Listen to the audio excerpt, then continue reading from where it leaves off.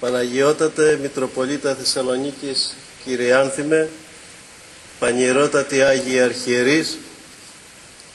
Εδεσμολογιότατε Πρόεδρε της Οργανωτικής και Επιστημονικής Επιτροπής του Συνεδρίου, Ελογιμότατε Κοσμήτωρ της Θεολογικής Σχολής του Αριστοτελείου Πανεπιστημίου Θεσσαλονίκης, Ελογιμότατε κύριε Πρόεδρε του Τμήματος Ποιμαντικής και Κοινωνικής Θεολογίας της Θεολογικής Σχολής, Ελογιμότατε κύριοι καθηγητέ, εκλεκτοί σύνεδροι.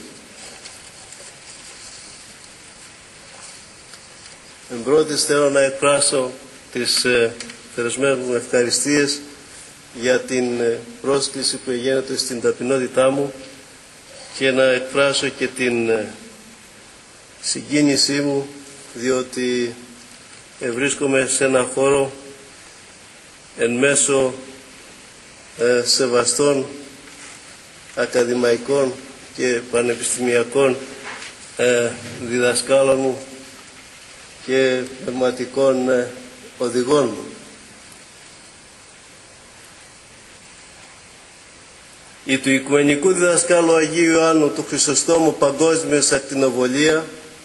συνεκάλεσε και συνήθρισε ημάς άπαντας κατά της ημέρας ταύτας εκ των περάτων της Οικουμένης εις την ένδοξον πόλη της Θεσσαλονίκης και εις το της πάση και εφήμως γνωστών Αριστοτέλειων πανεπιστήμιων αυτής προς τιμήν και έπαινον του πανσέπτου ρήτορος και προσεντρίφησιν εις την αυτού θεόσοφον διδασκαλίαν, η οποία φρένει αληθώς πως πηγή ζώντος ύδατος τους προσερχομένους εις αυτήν μεταδίψεις ψυχής και ταπεινώσεως. Δια τούτο το Διεθνές τούτο Επιστημονικών Συνέδριων, μολονότι ομίγυρης ακαδημαϊκή, αποτελεί άμα και εκκλησιαστικήν την απανήγυρην. Είναι όντως δυσκερέστατο να υφάνει κανείς λόγους επενετικούς αξίους του Αγίου Ιωάννου του Χρυσοστόμου, καθώς μόνον όσοι έχουν ομοιότητα την άπροσιν των Αγίων Θείαν εν Χριστώ καθαρότητα, δίνανται αξίως να προσεγγίσουν την θεοφόρον εκείνων ψυχήν, τα υψηπετή νοήματα και τα σακτήσους αυτών εμπειρίας. Αυτό το οποίο βλέπουμε εμείς ως τεκμήριον της τελείας αυτών αναρτής είναι ο βίος αυτών. Ο Άγιος Ιωάννης ο Χρυσόστομος εγένετο ήλιος πολύφωτος την οικουμένη καταβγάζων δια των θεοπνεύστων λόγων αλλά και των έργων του. Ανελθών εις των περηφανέστατων της βασιλευούσης θρόνων επολιτεύθη ως ουρανοπολίτης, διαπρέψας εν τη μέχρι θανάτου αγάπη του ποιμνίου αυτού και τη μετριοφροσύνη, καυχισάμενος εν μόνο το του Χριστού ονόματι και της Ευαγγελικής θεσπίσμαση και υπερ τούτων λαλήσας μεταπαρισίας ενώπιον βασιλέων και αρχόντων. Πεπρικισμένος δια πολλών φυσικών χαρισμάτων, εθεώρησε ταύτα ως κύβαλα, χάριν των αοράτων και προσδοκομένων. Ηγέτης, απαθώς χρησιμοποιήσας την περηφάνεια των εκκλησιαστικών θρόνων και προθύμως ταύτην απαρνησάμενος χάριν των αδικουμένων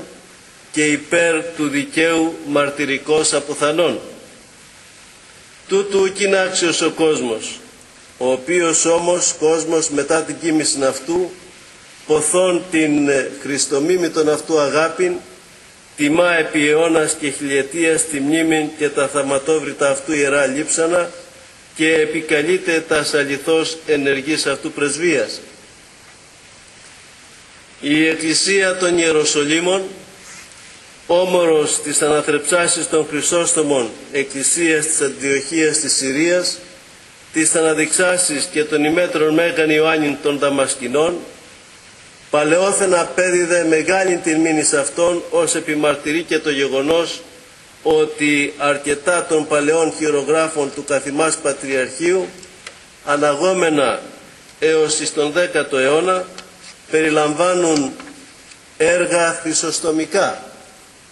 Η δε ποιμαντική χρήση της δασκαλίας αυτού ως και πανταχού της Ορθοδόξου Εκκλησίας είναι παροιμήν σήμερον εκτενεστάτη εν εκατουπλούτου της ευρύτητος και της απλότητος αυτής. Ο Θείος Χρυσόστομος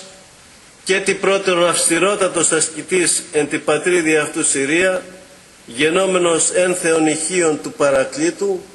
και ποταμός θεόβρητος εκ της εδέ μυστικός εξερχόμενος, παρέχει την διδασκαλία του Αγίου Πνεύματος